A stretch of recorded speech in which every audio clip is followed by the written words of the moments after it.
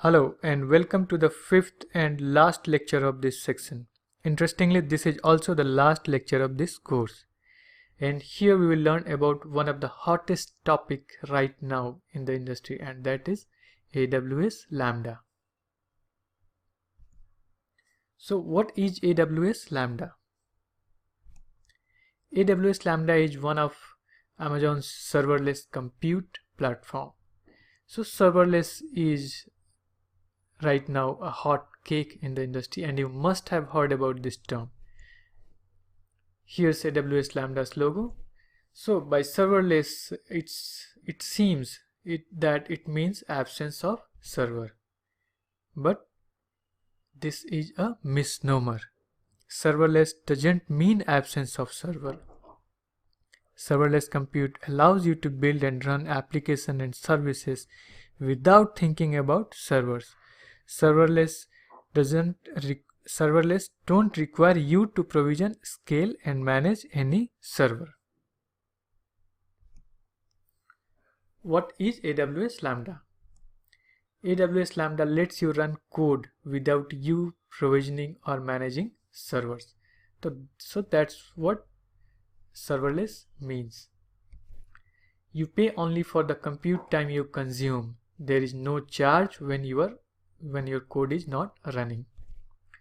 With Lambda, you can run code for virtually any type of application or backend service, all with zero administration from your end. Just upload your code and Lambda takes care of everything required to run and scale your code with high availability. You can set up your code to automatically trigger from other AWS services or call it directly from any web or mobile app. Now let us see what are some of the benefits of Lambda. No server to manage. Yes, this is one of the major benefits of Lambda. Lambda automatically runs your code without requiring you to provision or manage servers.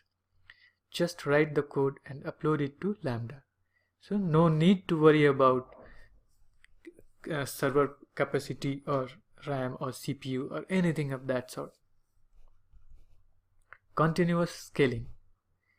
Lambda auto-scales your application by running code in response to each trigger.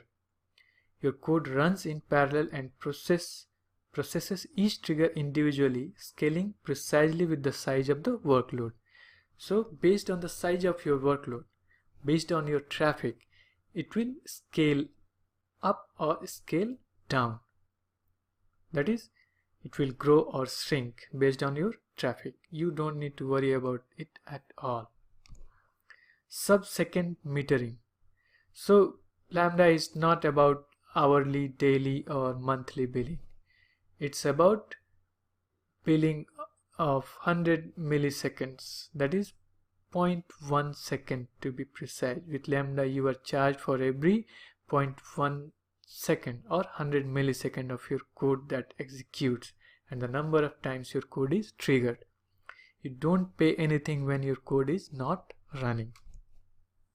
How Lambda works? So let us see. Upload your code to AWS Lambda. So this is the first criteria. You need to upload your code, then set up your code to trigger from other AWS services like S3 and HTTP endpoints or in-app activity. Lambda runs your code only when triggered, using only the compute resources needed. And then finally, pay just for the compute time you use. Lambda implementation, a real-world example. So here's a problem. How can you automatically start and stop your Amazon EC2 and Amazon RDS instances? That is, you want to schedule your dev or test server instance to run only during the business hour on weekdays. This might be a cost-saving strategy, that whenever you don't need your test server or development server, for example at night during office hours, then you must stop that. So if you want to do that, that, for example, at 9 a.m. your server should start and it should stop automatically at 6 p.m. That is, it should work only during office hours. So how can you go for this solution? How can you go for a solution which will start and stop your server based on a schedule? So let us see. We'll use AWS Lambda function that will check the instance and act to start or stop the instance. So it's not only Lambda function that will be required. We will require CloudWatch and DynamoDB. So CloudWatch will be required for triggering an event and DynamoDB for saving the schedule. So what happens here is an Amazon CloudWatch event triggers an AWS Lambda function that checks the current state of the instance which is tagged against the targeted state defined in the schedule from Amazon DB. Then the Lambda function applies start or stop based on the parameters which we have already defined. So this is a real world example of AWS Lambda implementation. Let us see some of the Lambda use cases. Web applications. So by combining Lambda with other AWS services, developers can build powerful web applications that auto scale up and down and run in highly available configuration across multiple data centers with zero administrative effort. Real-time file processing. You can use Lambda and Amazon Kinesis to process real-time streaming data for application activity tracking, transaction order processing, clickstream analysis, metrics generation, log filtering, and social media analysis.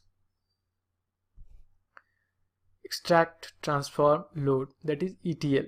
You can use Lambda to perform data validation, filtering, sorting, or other transformations for every data change in DynamoDB table and load the transformed data to another data store. You can use Lambda as IoT backend, that is Internet of Things backend. It will support third-party API requests as well. Then you can use Lambda for mobile backend as well. It can help you in creating rich, personalized app experiences. Language runtime supported by Lambda. Let us see. Node.js, Java, Go, that is Golang. Sometimes we call Golang as well. It's a very popular language gaining traction nowadays. C# from Microsoft, and Python. Python is everywhere. And then Lambda is a advanced topic.